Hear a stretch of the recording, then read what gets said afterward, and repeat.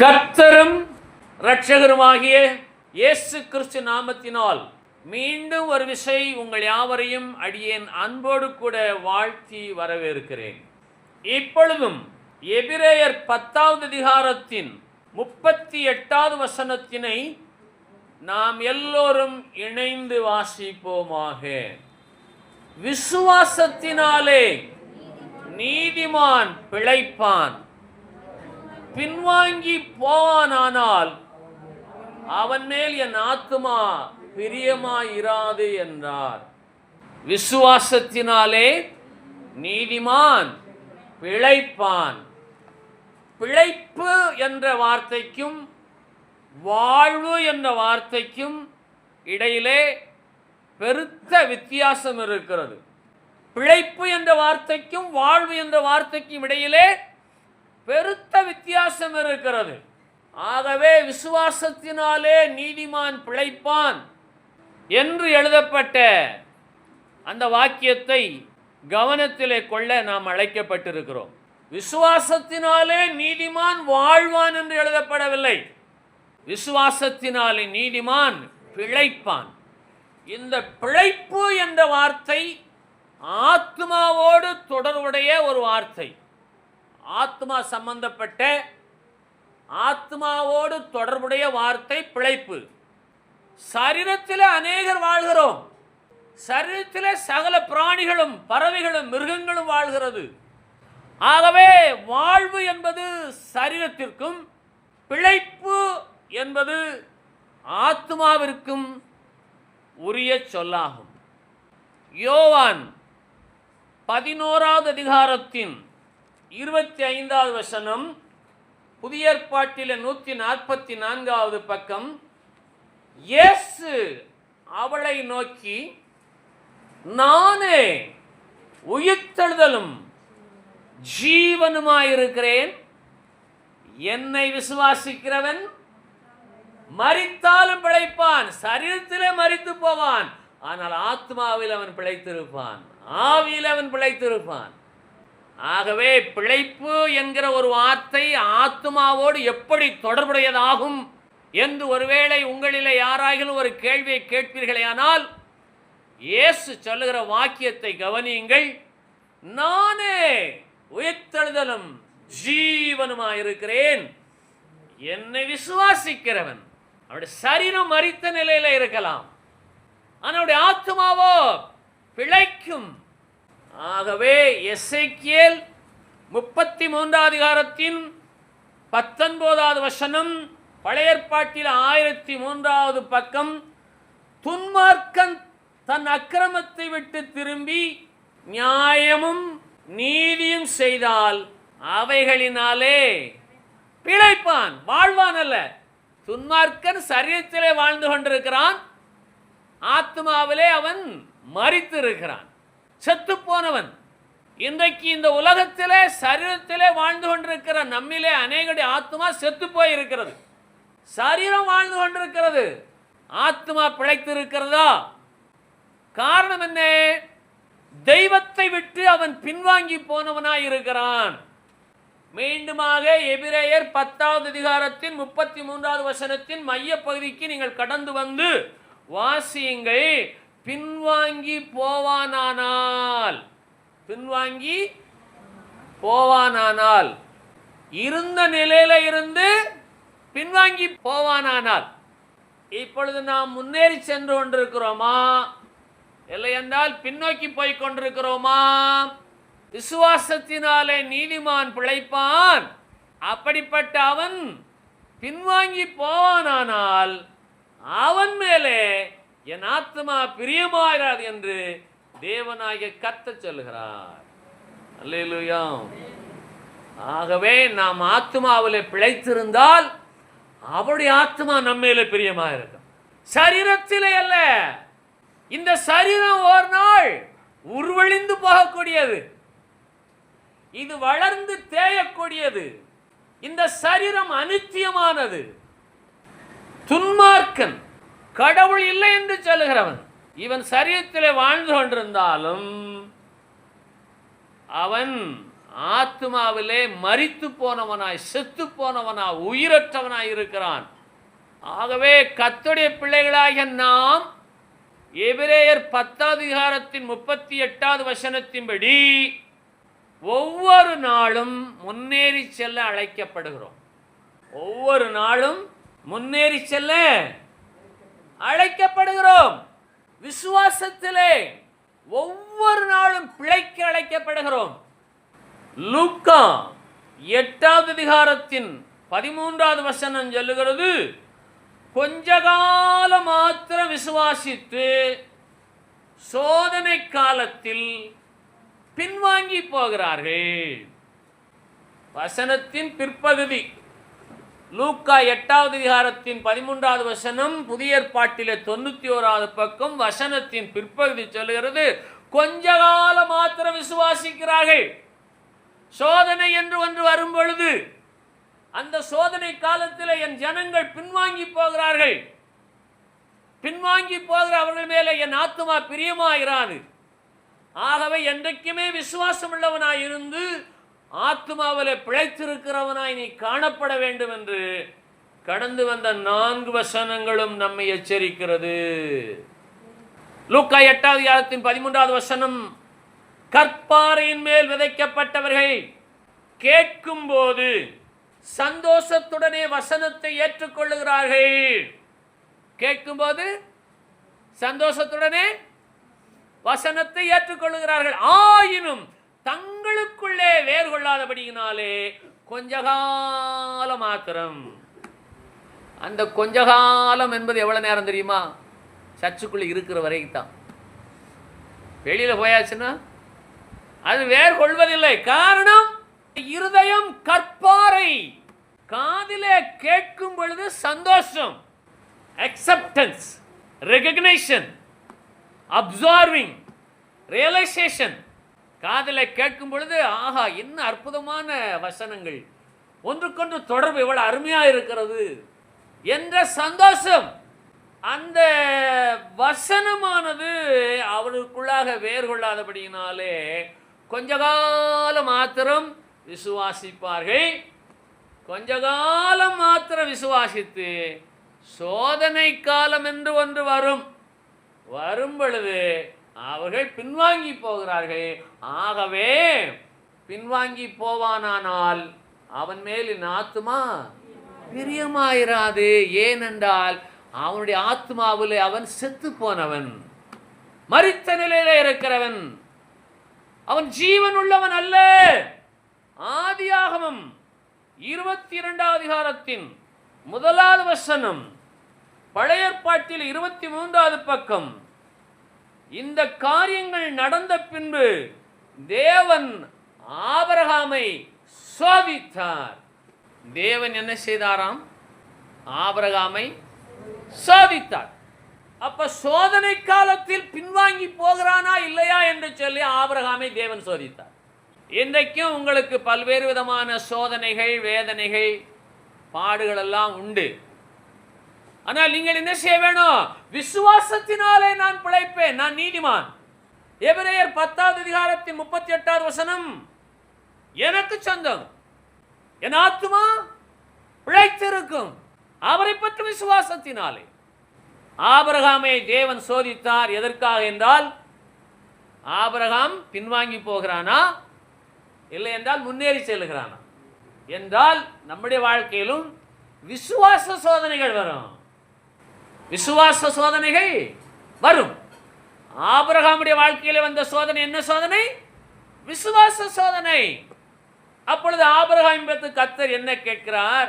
2 வசனத்திலே, உன் புத்திரனும் உன் ஏகசுதனும் உன் நேசகுமாரனுமாகிய ஈசாக்கை நீ இப்பொழுது அழைத்து கொண்டு மோரியா தேசத்துக்கு போய் அங்கே நான் உனக்கு குறிக்கும் மலைகள் ஒன்றின் மேல் அவனை தகன பலியாக பலியிடு என்றார்.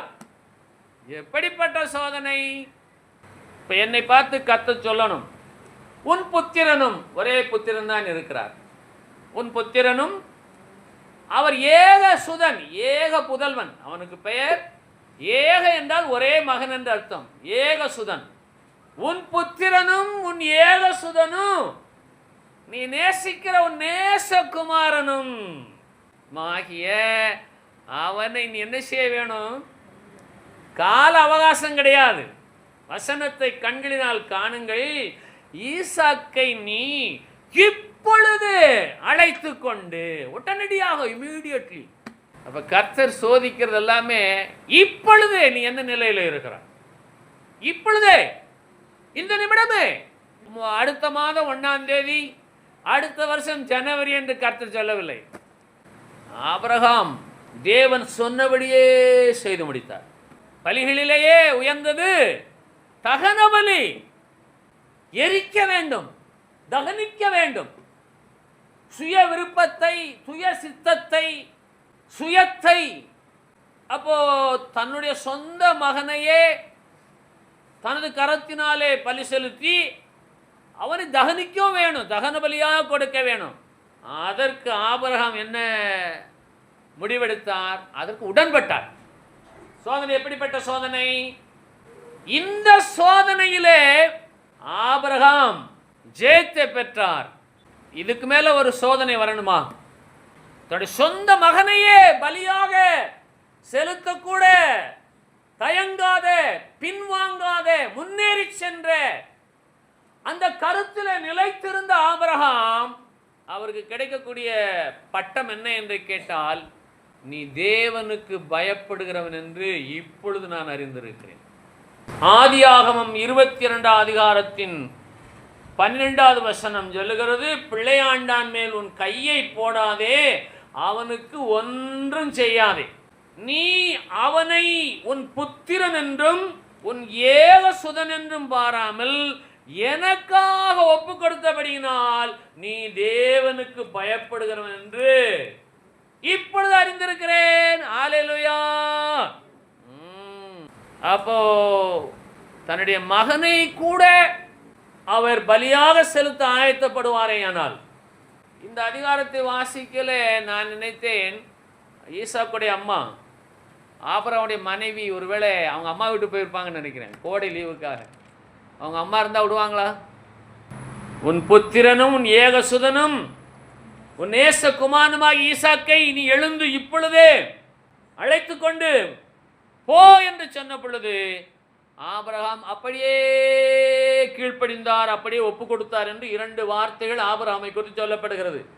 முதலாவதாக நீ ஒப்பு கொடுத்தாய், இரண்டாவதாக நீ என் வார்த்தைக்கு கீழ்ப்படிந்தபடினாலே நீ தேவனுக்கு பயப்படுகிறவன் என்று இப்பொழுது அறிந்திருக்கிறேன். அல்லேலூயா. இதனுடைய சுருக்கம் என்ன என்று கேட்டால், நம்முடைய ஆத்மாவிலே வரக்கூடிய வேதனை, சோதனை, அதை சகிக்கத்தக்கதான விசுவாசம், அப்படிப்பட்ட ஆத்மாவின் மேலே அவர் பிரியமாயிருக்கிறார். ஈசாக்கை பலியிடு என்று சொன்ன உடனே ஆபிரகாமுடைய ஆத்மா எவ்வளவாய் வேதனைப்பட்டிருக்கும். ஆனால் அவர் பின்வாங்கி போகவில்லையே. அவருடைய ஆத்மாவில் அவர் பிழைத்திருந்தபடியினாலே தானே அவருடைய குமாரன் ஈசாக்குக்கு பிழைப்பு உண்டானது. கவனிக்கலாமா?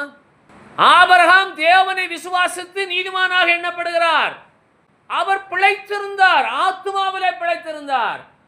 ஆபிரகாம் தேவனை விசுவாசித்து தன் ஆத்மாவிலே பிழைத்திருந்தபடினாலே தமது குமாரனாகி ஈசாக்குடைய ஆத்மா பிழைத்தது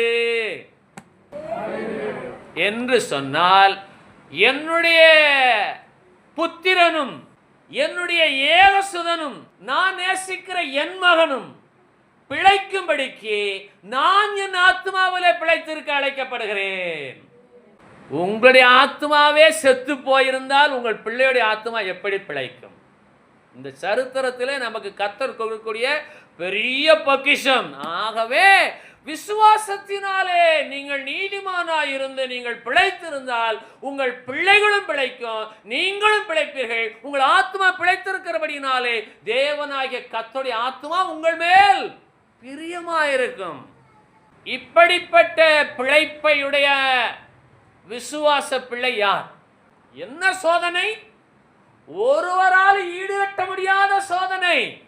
அப்ப ஆபிரகாம் சொல்லலாமே, இல்லை ஆண்டவரே, ஒரு 6 மாதம் அவன் என்னோடு கூட இருக்கட்டும், அவனை நான் அப்புறமாக தகன பலியாய்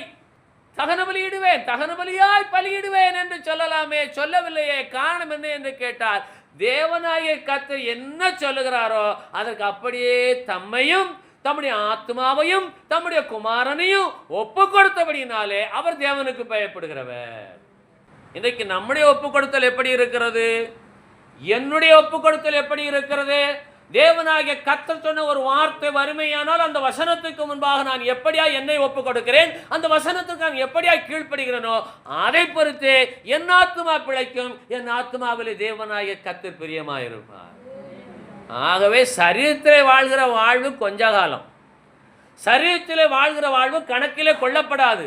சரீரத்திலே வாழ்கிற வாழ்வு கொஞ்சம் கொஞ்சமாக மறைந்து போகக்கூடியது. இன்றைக்கு நிற்கிற நான் இந்த வருஷத்தின் 6வது மாதத்தின் 14வது நாளிலே சுயமாக நிற்கிற நான் 2126 நான் இப்படி நிற்பேனா? இந்த வருஷம் என்ன? 2026. 2026 வருடம் 6வது மாதம் 14வது நாளிலே உங்களுடைய கண்கள் திறனாக இருக்கிறது. நல்லா உருட்டி உருட்டி பார்க்குறீங்க. 2126 உங்கள் கண்கள் எப்படி இருக்கும்? யோசிச்சு பாருங்க. கண் இருக்கும், ஆனால் கண் பார்வை இருக்காது. கண்ணெல்லாம் இருக்கும், கண்ணு பார்வை இழந்து போகும். காது இருக்கும், காதின் செவித்திறன் இராது. கைகால்கள் இருக்கும், செயலிழந்து போகும். இதுதான் சரீரம். இது அதிக நாள் பிழைக்க வாழ வழி கிடையாது. ஆனால் என்றென்றைக்குமே பிழைத்திருப்பது எது என்று சொன்னால் ஆத்மா. ஆகவே என்னை விசுவாசிக்கிறவன் சரீரத்திலே மரிப்பான், ஆத்மாவிலே பிழைப்பான். அப்ப அவரை விசுவாசிக்கிற நாம் சரீரத்திலே வாழ்வதற்கு மாத்திரமே அவரை விசுவாசித்துக் கொண்டிருந்தால், கவனிங்க, எப்படி கவனிங்க, நீங்கள் விரும்புகிறபடியெல்லாம் தேவனாய் கர்த்தர் கொடுத்து கொண்டே இருக்க மாட்டார். மறுபடியும் சொல்றேன், நீங்க விரும்புகிற பிராரமெல்லாம் கர்த்தர் கொடுக்க மாட்டார். அது உங்களுக்கு சோதனையாக, அது வேதனையாக, அது ரோதனையாக கூட இருக்கலாம். ஆனால் உங்கள் ஆத்மாவில் நீங்கள் பிழைக்க வேணும். கர்த்தர் எந்த நிலையில் என்ன வைத்திருந்தாலும் அதற்கு என்ன நானே ஒப்புக் கொடுப்பேன், அதற்கு நான் கீழ்ப்படிவேன். இன்றைக்கு வேதம் சொல்லுகிறது, விசுவாசத்தினாலே நீதிமான் பிழைப்பான், அவன் பின்வாங்கி போவானால் அவன் மேல் என் ஆத்மா பிரியமாயிராது. ஏனென்றால் உன் ஆத்மா பிழைக்கவில்லை. ஆகவே ஆபிரகாம் தேவனை விசுவாசித்தான், அது அவனுக்கு நீதியாக எண்ணப்பட்டது. கலாத்தியர் 3:6. அப்போ கலாத்தியர் 3:6 சொல்லப்படுகிறதே, ஆபிரகாம் தேவனை விசுவாசித்தான், அது அவனுக்கு நீதியாக எண்ணப்பட்டது என்று சொன்னால், ஆபிரகாமுடைய விசுவாசம் எப்படிப்பட்ட விசுவாசம்? ஆபிரகாமுடைய விசுவாசத்தை யாருமே அடைய முடியாத விசுவாசம். ஆகவே ஆபிரகாமை இன்றைக்கு கிறிஸ்தவ மார்க்கம் சொல்லுகிறது விசுவாச தகப்பன் என்று சொல்லி. அப்ப இன்றைக்கு எல்லாருமே பேசக்கூடிய வார்த்தை என்ன? ஆபிரகாமின் ஆசீர்வாதம் வானத்து நட்சத்திரங்களைப் போல, கடற்கரை மணல்களைப் போல பெருகிற ஆசீர்வாதம். இப்ராஹிம், ஆபிரகாம் தான் இப்ராஹிம். அப்ப ஆபிரகாம் கர்த்தர் சொன்னாரு, இப்பொழுது ஆதியாகமம் 22:2 ஈசாக்கை நீ இப்பொழுது அழைத்து கொண்டு, இமீடியட், இப்பொழுது இந்த நேரத்திலே என்னுடைய ஆத்மா பிழைத்திருக்கிறதா? இப்பொழுது என்று சொன்ன உடனே அப்பொழுதும் ஆபிரகாம் சோர்ந்து போகவில்லை. அப்போ இப்பொழுது என்ன நடந்து கொண்டிருக்கிறது? இப்பொழுது என்று சொன்னால் அதை இரண்டா பிரிக்கணும். இப்பொழுது, இந்த நேரம்னு அர்த்தம். தமிழ் எப்படி இருக்கு பார்த்தீங்களா? இப் பிளஸ் பொழுது. இப்பொழுது என்னுடைய விசுவாசத்தினாலே என் ஆத்மா பிழைக்குமா? என்ன சூழ்நிலை? என் மகனை போய் எரிக்க சொல்றாரு கர்த்தர். மகனை போய் என்ன செய்ய சொல்றாரு? ஏன்னா யாராலும் தடயங்களை எரித்து ஒரு கொலைகாரன்னு சொல்லிடக்கூடாது. மகனை இவதான் எரிச்சு கொண்டுட்டாரு, இந்த விரல் இருக்கு, இந்த கால் இருக்குன்னு சொல்லிடக்கூடாது. அப்படியா? உச்சந்தலை முதல் உள்ளங்கால் வரையிலும் அவருக்கு முழுமையாய் ஒப்பு கொடுக்கப்பட வேணும். ஆகவே நம்முடைய விசுவாச வாழ்க்கையில் இப்படிப்பட்ட ஒரு எதிர்பார்ப்பெல்லாம் கர்த்தர் வைக்கல. நாம் செய்ய வேண்டியது என்ன என்று சொல்லி எபிரேயர் 4வது அதிகாரம் 1வது வசனம் பக்கம் 300. ஆனபடியினாலே அவருடைய இளைப்பாறுதலில் பிரவேசிப்பதற்கேதுவான வாக்குத்தத்தம் நமக்கு உண்டாயிருக்க. எபிரேயர் 4வது அதிகாரம் 1வது வசனம், புதிய ஏற்பாட்டிலே 300வது பக்கம். அவருடைய இளைப்பாறுதல் பிரவேசிப்பதற்கேதுவான வாக்குத்தத்தம் நமக்கு உண்டாயிருக்கிறது. உங்களில் ஒருவனும் அதை அடையாமல் பின்வாங்கி போனவனாக காணப்படாதபடிக்கு பயந்திருக்க கடவோம். அவருடைய இளைப்பாறுதலில் பிரவேசிக்க கூடாதபடிக்கு, பின்வாங்கி போகாமல் காணப்படாதபடிக்கு, பின்வாங்கி போனவனாக காணப்படாதபடிக்கு பயந்திருக்க கடவுள். ஆபிரகாம் எப்படிப்பட்டவர்? பின்வாங்கி போகாமல் முன்னேறி சென்று அவர் ஆத்துமாவிலே பிழைப்புள்ளவராய், தேவனாய் கர்த்தரை விசுவாசத்தை நீதிமானாய் சென்று தம்முடைய குமாரனாகி ஈசாக்கை ஒப்பு கொடுத்தபடியினாலே அவருக்கு கிடைக்கக்கூடிய பரலோகத்தின் தேவனுடைய சத்தம் என்ன சொல்லுகிறது? இப்பொழுது நான் உன்னை அறிந்திருக்கிறேன். எப்படி? நீ தேவனுக்கு பயப்படுகிறவன் என்று. ஆதியாகமம் 22 அதிகாரத்தின் 12வது வசனத்தின் பிற்பகுதி சொல்லுகிறது, நீ தேவனுக்கு பயப்படுகிறவன் என்று இப்பொழுது அறிந்திருக்கிறேன். ஏனென்றால் நீ எப்பொழுது சொன்னேனோ அப்பொழுதுல இருந்து இப்பொழுது வரைக்கும் நீ உன் ஆத்துமாவிலே விசுவாசம் உள்ளவனாய் எனக்கு உன் குமாரனாகிய ஈசாக்கு ஒப்பு கொடுத்தாய். அதனால 2 இடத்திலையும் இப்பொழுது இப்பொழுது என்ற வார்த்தையை கர்த்தருடைய ஆவியாகிய தெய்வம் எழுதி வைத்திருக்கிறார். இப்பொழுது ஈசாக்கை நீ அழைத்து கொண்டு போக வேணும். அப்ப இப்பொழுது நீ தேவனுக்கு பயப்பட வேண்டும் நான் அறிந்திருக்கிறேன். அப்பொழுது இருந்து இப்பொழுது வரையிலும் விசுவாசத்தினாலே பிழைத்த நீதிமான் ஆபிரகாம். ஆகவே எபிரேயர் 4வது அதிகாரத்தின் 1வது வசனம் சொல்லுகிறது, அவருடைய இளைப்பாறுதல் பிரவேசிப்பதற்கான தகுதியை ஒருவனை இழந்து விடாதபடிக்கு, பின்வாங்கி போனவனாக காணப்படாதபடிக்கு அவருக்கு பயந்திருக்க கடவோம். ஆகவே நமக்கு வரக்கூடிய சோதனைகளிலெல்லாம் கர்த்தர் நிச்சயமாக நமக்கு போக்கை வைத்திருக்கிறார். சோதனையோடு கூட தப்பிக்கொள்ளும்படியான போக்கை அங்கே உண்டாக்கினார். ஆகவே ஈசாக்கை பலி செலுத்தாமல் ஆபிரகாம் யோசித்துக் கொண்டிருக்கையிலே ஈசாக்குக்கு பதிலாக அங்கே ஒரு ஆட்டுக்குட்டியையும் தேவனாய் கர்த்தர் ஆயத்தப்படுத்தி வைத்திருந்தார். சரித்திரத்திலே நீங்கள் வாசிக்கலாம். அப்ப பலி நிறுத்தப்படவில்லை, பலி நிறைவேறிற்று. ஆனால் ஈசாக்குடைய ஜீவன் தப்பிற்று. ஆகவே நம்முடைய வாழ்க்கையில வரக்கூடிய சோதனைகள், வேதனைகள், பாடுகள் எல்லாவற்றிற்கும் நாம் எவ்வளவாய் நம்மை நாமே ஒப்பு கொடுக்கிறோம், விசுவாசத்தோடு அவருக்கு கீழ்ப்படுகிறோம் என்பதை அவர் கண்டு அந்த சோதனையோடு கூட தப்பிக்கொள்ளும்படியான போக்கை உண்டாக்குகிறவர் நம்முடைய தேவனாகிய கர்த்தர்.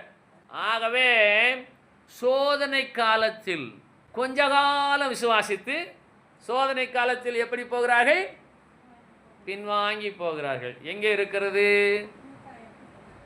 லூக்கா 8வது அதிகாரத்தின் 13வது வசனத்தின் கடைசி பகுதி. ஆகவே மனித வாழ்க்கையிலே விசுவாச சோதனை வரும். அதற்கு பின்பாக பெரிய ஆசீர்வாதம் வரும். அதற்கு பின்பாக பெரிய சாட்சி வரும். அதற்கு பின்பாக பெருக்கம் வரும். நீங்கள் விசுவாசித்து ஒப்பு கொடுத்து கீழ்ப்படி அழைக்கப்படுகிறீர்கள். ஏனென்று கேட்டால் தேவனாகிய கர்த்தர் நம்மை ஒருபோதும் கைவிடாத தேவன். அல்லேலூயா. யாருக்கெல்லாம் அந்த விசுவாசம் உண்டு? இப்போ இந்த பிரசங்கத்தின் கருத்து என்ன என்று கேட்டால், நீங்கள் ஆத்மாவில் பிழைத்திருக்க வேண்டும், சரீரத்தில் வாழ்ந்து கொண்டிருக்கிறீர்கள். சரீரத்தில் வாழ்ந்து கொண்டிருக்கிற உங்களுக்கு ஒரு ஆவிக்குரிய விசுவாச சோதனை வரும். அப்படிப்பட்ட நேரத்திலே நீங்கள் முன்னேறி செல்ல வேண்டும், பின்வாங்கி போகக்கூடாது. இயேசு கிறிஸ்துவை கொஞ்ச காலம் மாத்திரம் விசுவாசித்து சோதனை காலத்தில் பின்வாங்கி போகாதபடிக்கு இப்பொழுதும் எப்பொழுதும் என்றென்றைக்கு நான் அவரை விசுவாசிக்கிற நீதிமான், என் ஆத்மாவிலே நான் பிழைத்திருக்கிற ஒரு நீதிமான். அப்போ இப்போ கடன் தொல்லை இல்லாதவர் யாருமே கிடையாது, வியாதி இல்லாதவர்கள் யாரும் கிடையாது, துன்பம் துயரங்களுக்கு யாரும் தப்பிக்கவே முடியாது. ஆனாலும் தேவனாகிய கர்த்தருக்கு பயந்து வாழ்கிற வாழ்க்கையில தேவனாகிய கர்த்தர் அதற்கு ஒரு போக்கை வைத்திருக்கிறார். நீங்கள் மாத்திரம் தேவைப்படும் போது மாத்திரம் விசுவாசித்து மற்ற நேரங்களில் பின்வாங்கி போனால் அந்த ஆசீர்வாதத்தை சுதந்திரிக்க முடியாது. ஆகவே வேதம் சொல்லுகிறது 1 பேதுரு 5:10 கொஞ்ச காலம் பாட அனுபவிக்கிற உங்களை, எல்லாம் சொல்லுங்க, யாரை பார்த்து சொல்ல போறீங்க?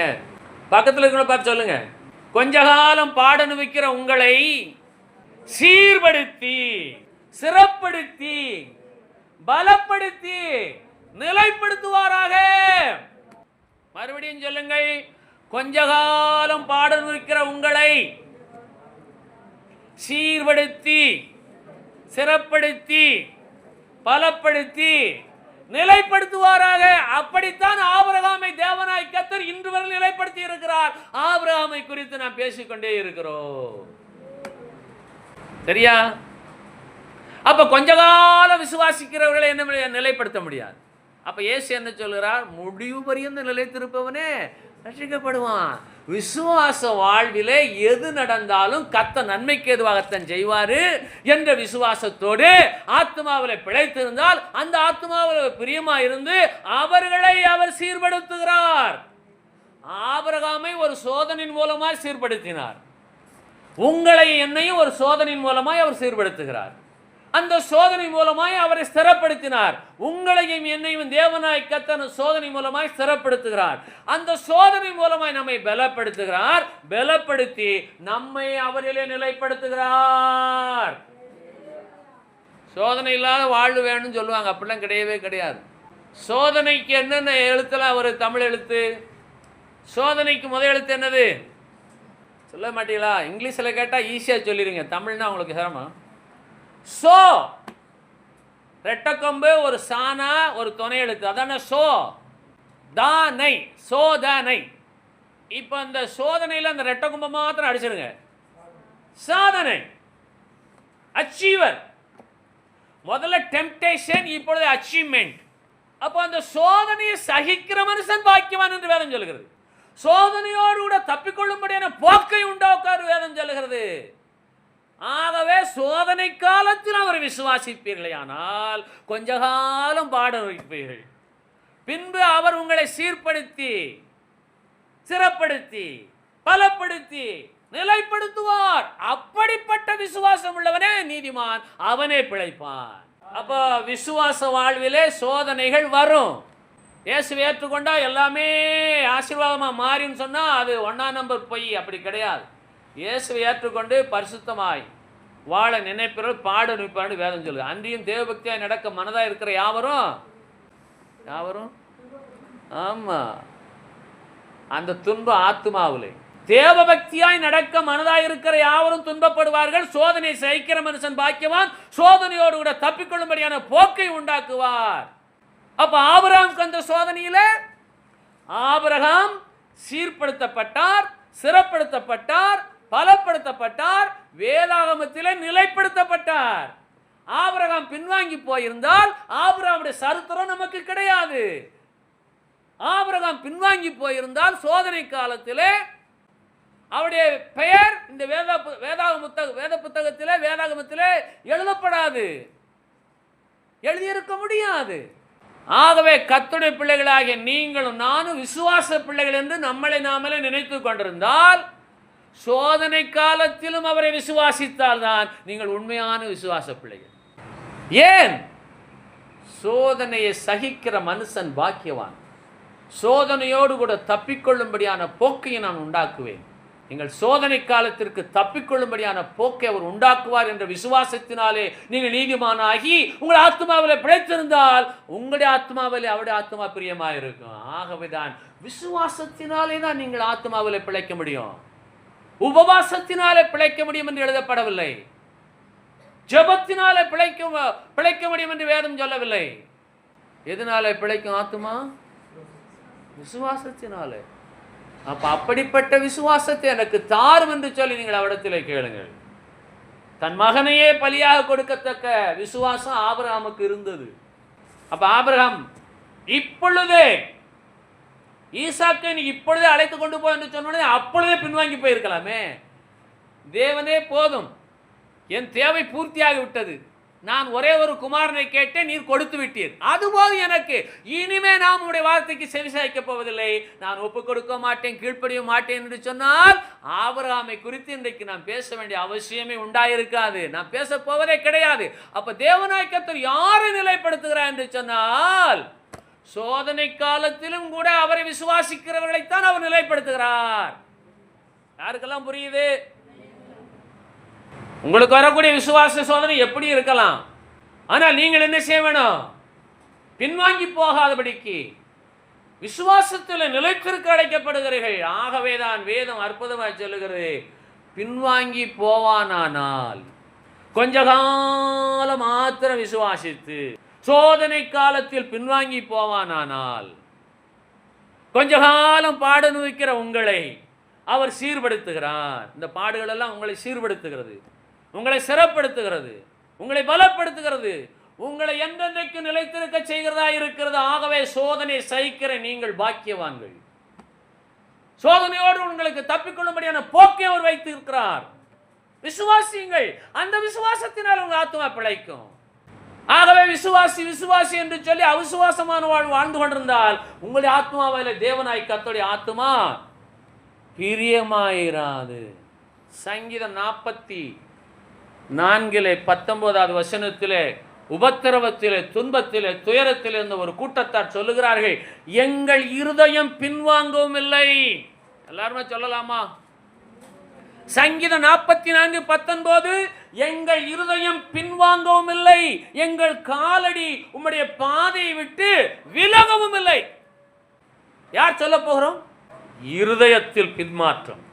இன்றைக்கு சங்கீதம் 44:19 வசனத்திற்கு மேலே உள்ள வசனங்களை உங்கள் வேத வாசிப்பு நேரத்தில் வாசித்து பாருங்கள். அவ்வளவு நெருக்கங்கள், பாடுகள் அவர்களுக்கு.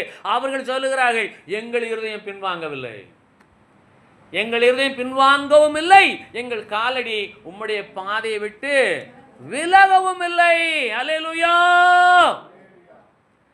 ஆகவே கிறிஸ்து இயேசுவுக்குள் நம்மை தமது நித்திய மகிமைக்கு அழைத்தவராய் இருக்கிற சகல கிருபையும் பொருந்திய தேவன் தாமே கொஞ்ச காலம் பாட நுவிக்கிற உங்களை சீர்படுத்தி சிறப்படுத்தி பலப்படுத்தி நிலைப்படுத்துவாராக என்ற ஆசீர்வாதத்தை இன்றைக்கு நீங்கள் சுமந்து செல்லுங்கள், சொந்தமாக்கிக் கொள்ளுங்கள். பாடுகளே இல்லாத மனிதன் கிடையாது, பாடுகள் இல்லாத ஜீவராசிகள் கிடையாது, உபத்திரவப்படாத ஜனங்களே கிடையாது. சகல ஜீவராசிகளும் உபத்திரவப்படுகிறது, பாடுபடுகிறது, தீங்கு அனுபவிக்கிறது, சோதனைக்கு உட்படுகிறது. அந்த கொஞ்ச காலம் பாடுகளிலும் தேவனாய கர்த்தர் உங்களை என்ன செய்கிறார்? சீர்படுத்துகிறார். 1 பேதுரு 5:10 வசனம், கிறிஸ்து இயேசுவுக்குள் நம்மை தமது நித்திய மகிமைக்கு அழைத்தவராயிருக்கிற சகல கிருபையும் பொருந்திய தேவன் தாமே கொஞ்ச காலம் பாட நிற்கிற உங்களை சீர்படுத்துவாராக, சிறப்படுத்துவாராக, பலப்படுத்துவாராக, நிலைப்படுத்துவாராக. ஆகவே மீண்டுமாக எபிரேயர் 10:39 வசனத்திற்கு வாருங்கள். தொடக்க வசனத்தின் அருகிலே உள்ள வசனம், நாமோ கெட்டு போக பின்வாங்குகிறவளாயிராமல் ஆத்துமா ஈடேற விசுவாசிக்கிறவளாய் இருக்கிறோம். எதற்காக விசுவாசிக்க வேணும்? விசுவாசத்தின் பலன் என்ன? ஆத்துமா ஈடேற வேணும். இந்த ஆத்துமா ஈடேற வேணும், கெட்டு போகக்கூடாது, பின்வாங்கி போகக்கூடாது. அந்த ஆத்துமா ஈடேறும்படிக்கு விசுவாசமே உதவி செய்கிறதா இருக்கிறது. ஆகவேதான் விசுவாசத்தினால் நீதிமான் பிழைப்பான். பின்வாங்கி போவானானால் அவன் மேல் என் ஆத்துமா பிரியமாயிராது. நாம கெட்டுப்போக பின்வாங்குகிறவளாயிராமல் ஆத்துமா ஈடேற விசுவாசிக்கிறவளாயிருக்கிறோம். ஆத்துமா ஈடேற விசுவாசிக்கிறவளாயிருக்கிறோம். ஆத்துமா ஈடேறுமா? ஆத்துமா ஈடேறுமா? நல்லா கவனிங்க. நீங்கள் விசுவாசத்தோடு இருந்தால் உங்களுடைய ஆத்மா இளைப்பாரும், இங்கேயும் அங்கேயும். கவனிக்கீங்களா? விசுவாசத்தினாலே நீதிமான் பிழைப்பான். பின்வாங்கி போவானானால் அவன் மேல் என் ஆத்மா பிரியமாயிராது. கொஞ்ச காலம் மாத்திரம் விசுவாசித்து சோதனை காலத்தில் பின்வாங்கி போகிறார்கள். கொஞ்ச காலம் பாட இருக்கிற உங்களை நான் சிறப்படுத்தி, சீர்படுத்தி, சிறப்படுத்தி, பலப்படுத்தி, நிலைப்படுத்தும்படிக்கு நீங்கள் என்ன செய்ய வேணும்? விசுவாசத்தினாலே உங்கள் ஆத்துமா பிழைக்க வேணும்.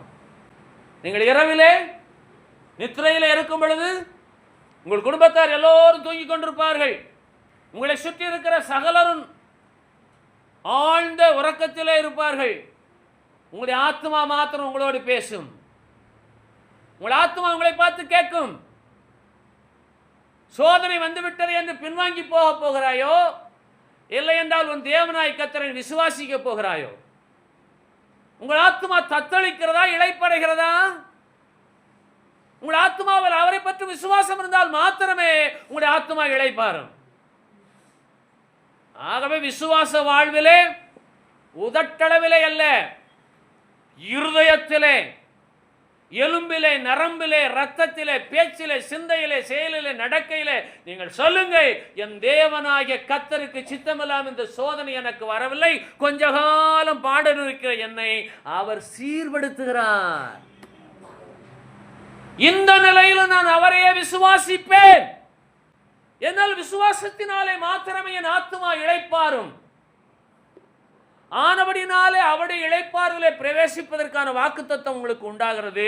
நீங்கள் ஒருவனும் அடையாமல் போகாதபடிக்கு, பின்வாங்கி போனவனாக காணப்படாதபடிக்கு கர்த்தருக்கு பயந்திருங்கள்.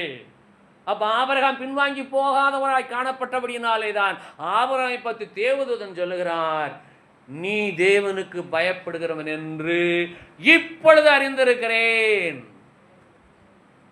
ஆத்மாவிலே பின்வாங்கி போவதையும் முன்னேறி செல்வதையும் ஒருவரும் காண முடியாது. எல்லாம் கவனிங்க. உங்க ஆத்மா எந்த நிலையில இருக்கு என்று சொல்லி மனித கண்களினால் காண முடியாது.